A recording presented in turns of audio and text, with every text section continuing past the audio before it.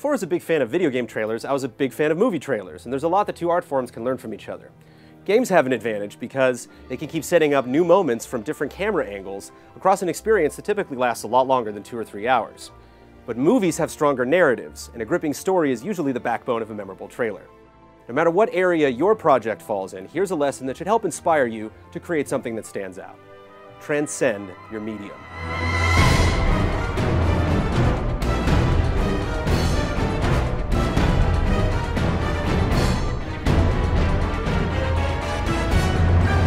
It doesn't matter if you're creating promotion for a mega-budget blockbuster, an indie underdog, a video game, a book on tape, or a Kickstarter campaign for a web series. There's no excuse for making a boring trailer. It's not just about selling something cool, but knowing your target audience and knowing what they think cool is. It's about establishing expectations and then exceeding them.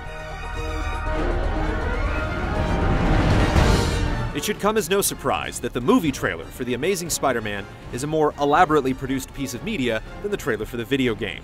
The movie had a bigger budget and a greater focus on story. The movie trailer's job is to convince you that, although you already experienced Peter Parker's origin story in 2002, Andrew Garfield and cameos by Gwen Stacy and the Lizard are going to make you want to hear it all over again 10 years later. The game trailer has to convince you that it will be at least half as good as Spider-Man 2. So, tell us a little bit about yourself, Mr. Parker.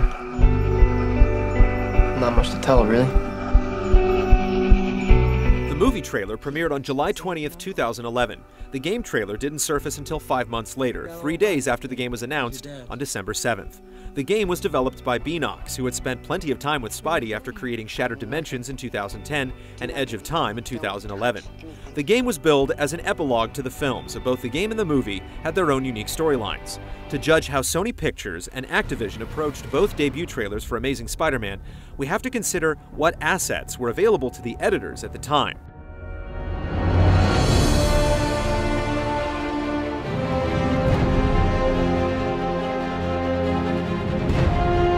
When the movie trailer first went into production, The Amazing Spider-Man was more than a year away from release. It's possible photography wasn't completely finished, meaning the trailer producers and editors only had a select group of clips to work with. There are only 2 shots in the trailer that use computer animation beyond basic light or color correction: Peter checking the spider bite on his neck, and the 33-second first-person sprint at the end. The spider bite shot, which could also just be makeup, might have been given high priority when the effects started being animated, so it would be ready in time for the trailer's launch. The first-person sequence could have been a proof-of-concept piece created months earlier, beginning development even before the role of Spider-Man was cast. Considering a chunk of this shot was used in the final product, the sequence was probably a vital part of the film's production from start to finish. The rest of the trailer focuses on story. In comic lore, Peter's parents were in the military, but here it suggests they were a part of the scientific exploits that created Spider-Man and his villains, starting with the Lizard. It's constantly teasing Spider-Man fans with elements like Gwen Stacy that they typically never see on screen.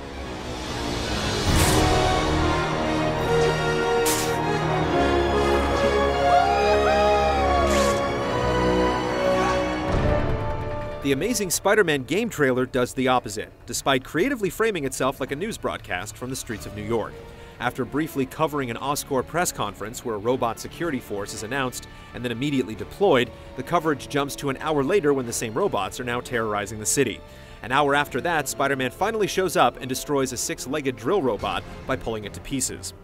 After starring in 3 HD games at this point, in the last generation, Spidey slugging it out with the robot seemed hardly worth showing at the project's premiere. The news perspective does help tie in Oscorp, which the movie trailer didn't really get into, but the robots turning evil plot is so predictable, and Spider-Man's victory so inevitable, that it's hard to get caught up in the excitement. One of the reporters yells, "This is amazing," which is an obvious call out to the film and the game's title, but is still bad form. Never have someone say, "This is amazing," in one of your trailers. Just show us your best stuff, and we'll be the judge if it's amazing or not. The game's voice cast, which didn't include any actors from the film, might not have been hired when this trailer was shown at the 2011 Spike Video Game Awards. The only voice we hear is that of a female reporter, so no dialogue was written for the lead characters and no money was spent getting them in a studio to read it. A reporter appears in the scene in the final game, even though we only hear her voice in the debut trailer. Strangely, it's...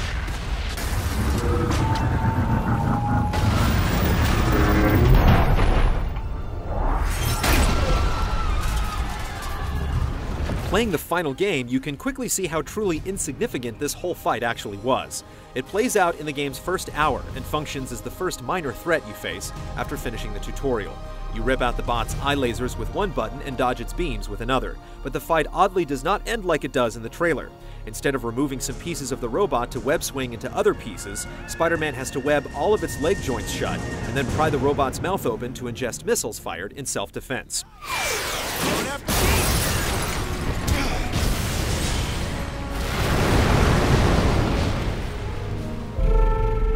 Changing the ethics of a large corporation takes time. The Amazing Spider-Man game was caught in the awkward position of creating promotional media in the wake of the feature film, so its announcements had to be just as big, if not bigger, than the multi-million-dollar computer animation Sony Pictures had already thrown down.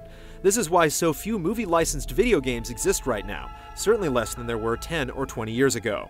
It's gotten too risky to invest in a movie and a game at the same time. In the 90s, consoles like the Super Nintendo were inundated with subpar movie-based one-offs, but there were only a handful in 2012. Oh my God! Breaking the glass! Breaking out! But even if Activision didn't have the money to produce an elaborate trailer, or the cutscenes finished to tell a portion of the new story, they still could have played closer to their audience's expectations. Spider-Man fighting a robot doesn't tell us anything. It's a decent-sized boss, but it has no relevance to the character outside of sort of looking like a spider.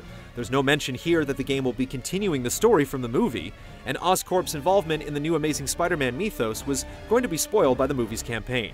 I'm not saying Spider-Man beating up a robot isn't cool, but it's not cool enough. Even more disappointing is the teaser for the Amazing Spider-Man 2 video game, which again doesn't give us any details about the plot or gameplay. It shows us that New York City apparently has crime, and street thugs sometimes wear masks, and when Peter isn't busy hanging around, he drops down and stops them.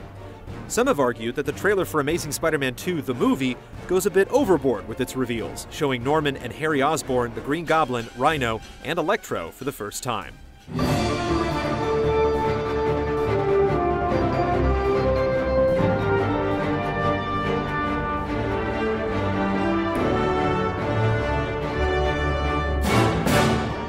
The difference between the intensity in these trailers is depressing, considering Amazing Spider-Man 2, the video game, could possibly make just as much money as Amazing Spider-Man 2, the movie.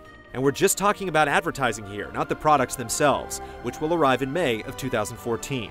If Activision put this little effort into the creation of this game trailer, how much energy are they going to spend on the game itself?